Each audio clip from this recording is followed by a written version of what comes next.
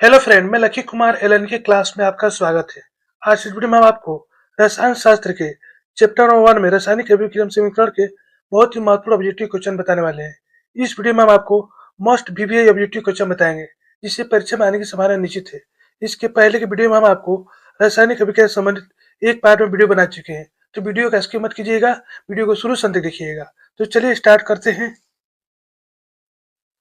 Question 21, निम्नलिखित में कौन सा पदार्थ ऑक्सीजन संयोग नहीं करता है? काफी महत्वपूर्ण क्वेश्चन है। यहाँ बात है निम्नलिखित में से कौन सा पदार्थ जो ऑक्सीजन संयोग नहीं करता है? ऑप्शन है तांबा, बी सोना, सी जिंक, डी पोटेशियम। तो निम्नलिखित में कौन सा पदार्थ जो है जो ऑक्सीजन संयोग नहीं करता है? तो सोना जो होता है वो ऑक्सीजन संयोग नहीं करता है। ठीक है, सोना जो ऑक्सीजन संयोग नहीं करता है, जबकि तांबा, जिंक, पोटेशियम ये सभी क्या करते हैं? ऑक्सीजन संयोग करके खराब हो जाते हैं, जबकि सोना जो होता है यह ऑक्सीजन संयोग नहीं करता है। इसको मिट्टी में गाड़ दो तो क्या होता है कि ये कभी भी खराब नहीं होता है। ठीक है, कभी हमेशा चमकता रहता है, इसे याद रखिएगा। चलिए अगला क्वेश्चन देखते हैं। क्वेश्चन नंबर 22, निम्न से कौन ऑक्सीकरण क्रिया नहीं है?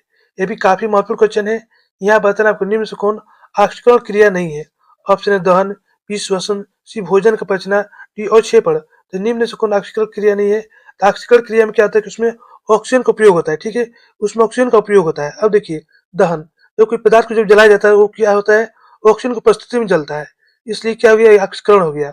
श्वसन, इसमें शोषण जब लिया जाता है उसमें क्या होता है? ऑक्सीजन का उपयोग होता है। ठीक है, अब देखिए भोजन का पचना है, भोजन को पचाने के लिए भी हम क्या करते हैं? ऑक्सीजन का उपयोग करते हैं।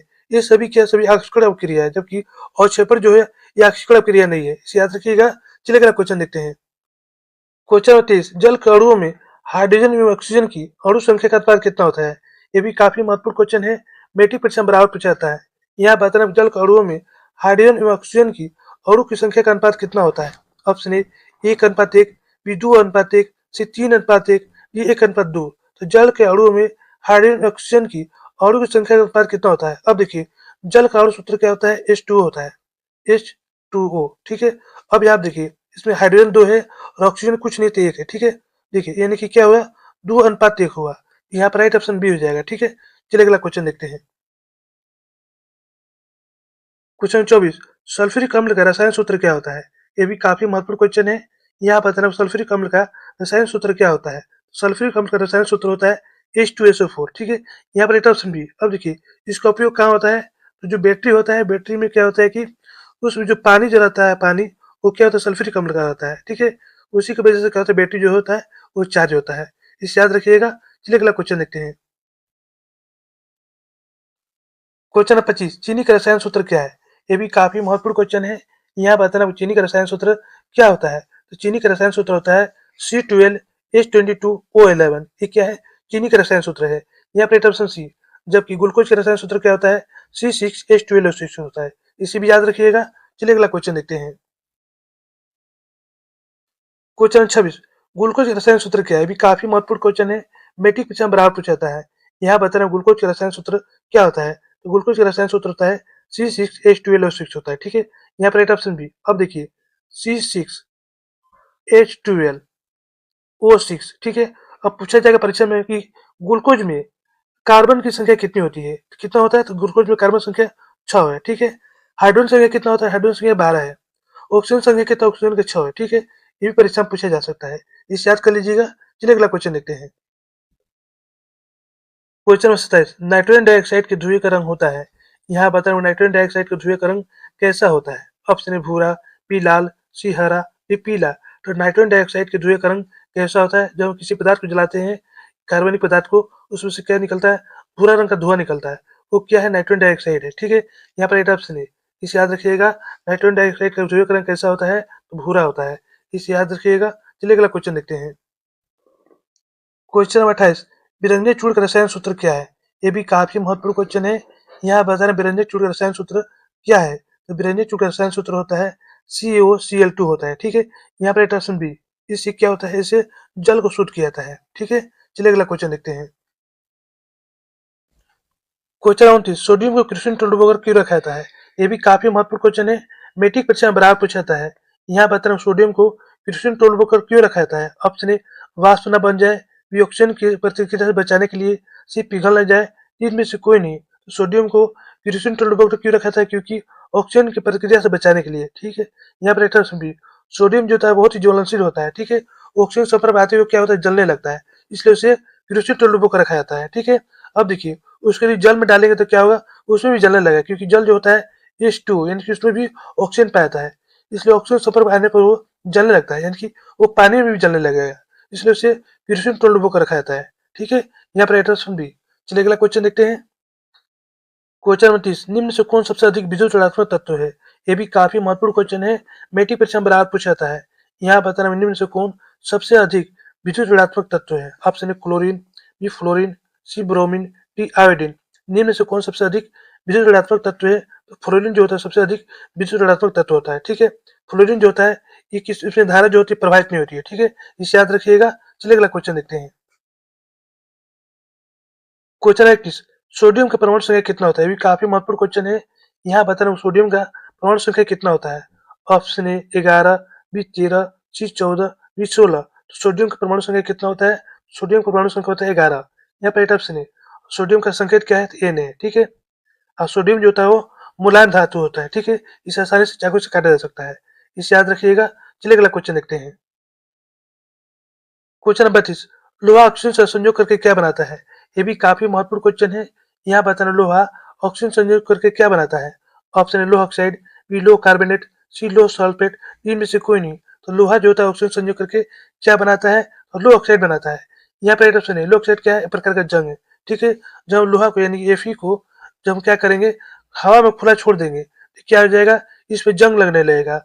उस जंग को हम क्या कहते हैं, लोह ऑक्साइड कहते हैं। यानी कि Fe को जब ऑक्सीजन से जो संपर्क कराएंगे तो क्या हो जाएगा, लोह ऑक्साइड बदल जाएगा, इसे याद रखिएगा। यहाँ पर राइट ऑप्शन है। चलिए अगला क्वेश्चन देखते हैं। क्वेश्चन नंबर 33, कौन सा धातु कमरे के ताप पर दर पाता है। ये भी काफी महत्वपूर्ण क्वेश्चन है। यहाँ बताना कौन सा धातु कमरे के ताप पर दर पाता है। Option A mercury, B chlorine, C bromine, D magnesium. तो कौन सा धातु जो कमरे के ताप पर दर पाता है, तो ब्रोमीन एक ऐसा धातु है जो कमरे के ताप पर दर पाता है, ठीक है। और मरकरी ऐसा धातु है जो कमरे के ताप पर ये दर पाता है, ठीक है। चलिए अगला क्वेश्चन देखते हैं। क्वेश्चन 33, कौन सा धातु कमरे के ताप पर द्रव पाता है। ये भी काफी महत्वपूर्ण क्वेश्चन है। यहाँ बताना कौन सा धातु जो कमरे के ताप पर द्रव पाता है। Option mercury, B chlorine, C bromine, D magnesium. तो कौन सा ऐसा धातु है जो कमरे के ताप पर द्रव पाता है। तो ब्रोमीन एक ऐसा धातु जो कमरे के ताप पर द्रव पाता है। यहाँ पे ऑप्शन सी। जबकि मरकरी क्या है, एक धातु है, ये कमरे के ताप पर भी द्रव पाता है, इसे याद रखिएगा। चलिए अगला क्वेश्चन देखते हैं। क्वेश्चन 34, कौन सा धातु कमरे के ताप पर द्रव पाता है। ये भी काफी महत्वपूर्ण क्वेश्चन है, मैट्रिक परीक्षा में बराबर पूछा जाता है। यहाँ बताओ कौन सा धातु कमरे के ताप पर द्रव पाता है। ऑप्शन है mercury, B chlorine, C sodium, D magnesium. तो कौन सा ऐसा धातु है जो कमरे के ताप पर द्रव पाता है। तो मरकरी एक ऐसा धातु है जो कमरे के ताप पर द्रव पाता है, ठीक है। इसका उपयोग कहाँ होता है, तो जो थर्मामीटर जो होता है इससे हम बुखार का चेक करते हैं, उससे पारा पाया जाता है, इसे याद रखिएगा। चलिए अगला क्वेश्चन देखते हैं। क्वेश्चन नंबर 25, समीकरण के बाएं एवं दाएं दोनों प्रत्येक प्रकार के परमाणु संख्या समान है। ये समीकरण है। यहाँ बताना समीकरण के बाएं एवं दाएं दोनों प्रत्येक प्रकार के परमाणु संख्या समान है। ये समीकरण कैसा है। ऑप्शन असंतुलित, बी संतुलित, सी नियम के प्रतिकूल, डी इनमें से कोई नहीं। समीकरण के बाएं एवं दाएं दोनों प्रत्येक प्रकार के परमाणु संख्या समान है। समीकरण कैसा है, तो संतुलित है। यहाँ पर समझिए। अब यहाँ आप देखिए H2 प्लस O2 बराबर क्या हो गया, H2 हो गया, H2O, ठीक है। अब इसे संतुलित करेंगे, यहाँ पर 2 लिख देंगे, यहाँ पर 2 लिखेंगे, ठीक है। अब देखिए यहाँ पर 2 लिखने से हाइड्रोजन कितना हो रहा है, हाइड्रोजन 4 हो जा रहा है, ठीक है। यहाँ भी कितना हाइड्रोजन हो रहा है, यहाँ पे हाइड्रोजन 4 हो जा रहा है, कि संतुलित दोनों बराबर संख्या है, ठीक है। यहाँ पर हाइड्रोजन भी हो जाएगा, ठीक है। चलिए अगला क्वेश्चन देखते हैं। क्वेश्चन 36, शरीर में भोजन का पाचन कौन सी विक्रिया है। ये भी काफी महत्वपूर्ण क्वेश्चन है। यहाँ बताना शरीर में भोजन का पाचन कौन सी विक्रिया है। ऑप्शन ए अवकरण, बी ऑक्सीकरण, सी उदासीनीकरण, डी अपघटन। शरीर में भोजन का पाचन कौन सी विक्रिया है, तो ऑक्सीकरण अभिक्रिया है। यहाँ पे ऑप्शन बी, जिसमें ऑक्सीजन का उपयोग होता है उसे हम क्या कहते हैं, ऑक्सीकरण कहते हैं, यानी कि उपचयन कहते हैं, ठीक है। ये क्या है, ऑक्सीकरण अभिक्रिया होगा। जिसमें ऑक्सीजन का त्याग होता है उसे हम अवकरण या अपचयन कहते हैं, इसे याद रखिएगा। चलिए अगला क्वेश्चन देखते हैं। क्वेश्चन 37, जिस न्यूनतम ताप पर कोई पदार्थ जलना प्रारंभ करता है उसे क्या कहते हैं। ये भी काफी महत्वपूर्ण क्वेश्चन है।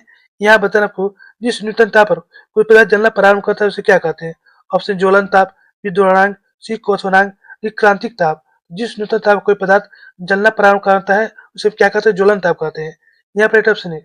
अब देखिए, कागज को जब जलाएंगे तो तुरंत जल जाता है, ठीक है, और भींगे हुए चीज को जलाते हैं वो नहीं जलता है, यानी कि इसका ज्वलन ताप जो है बहुत कम है, इसका ज्वलन ताप है बहुत ज्यादा है, ठीक है। ये जल्दी जल जा रहा है, ये लेट से जल रहा है। तो जिस न्यूनतम ताप पर कोई पदार्थ जलना प्रारंभ करता है उसे क्या कहते हैं, उसे हम ज्वलन ताप कहते हैं, ठीक है। इसे याद रखिएगा। चलिए अगला क्वेश्चन देखते हैं। क्वेश्चन 38, रेडॉक्स अपक्रिया में, यहाँ पर रेडॉक्स अपक्रिया में क्या होता है। ऑप्शन ए, सिर्फ ऑक्सीकरण होता है। बी, ऑक्सीकरण और अवकरण दोनों साथ साथ होते हैं। सी, सिर्फ अवकरण होता है। डी, इनमें से कोई नहीं। रेडॉक्स अपक्रिया में क्या होता है, तो ऑक्सीकरण और अवकरण दोनों साथ साथ होते हैं। यहाँ पे ऑप्शन बी, इसे याद रखिएगा। चलिए अगला क्वेश्चन देखते हैं। क्वेश्चन 39, प्रकाश संश्लेषण की प्रक्रिया में, यहाँ बताना प्रकाश संश्लेषण की प्रक्रिया में क्या होता है। ऑप्शन ए, प्रकाश का अवशोषण होता है। बी, प्रकाश का उत्सर्जन होता है। सी, पदार्थ का अपघटन होता है। इनमें से कोई नहीं। तो प्रकाश रासायनिक प्रक्रिया में क्या होता है, तो प्रकाश का अवशोषण होता है।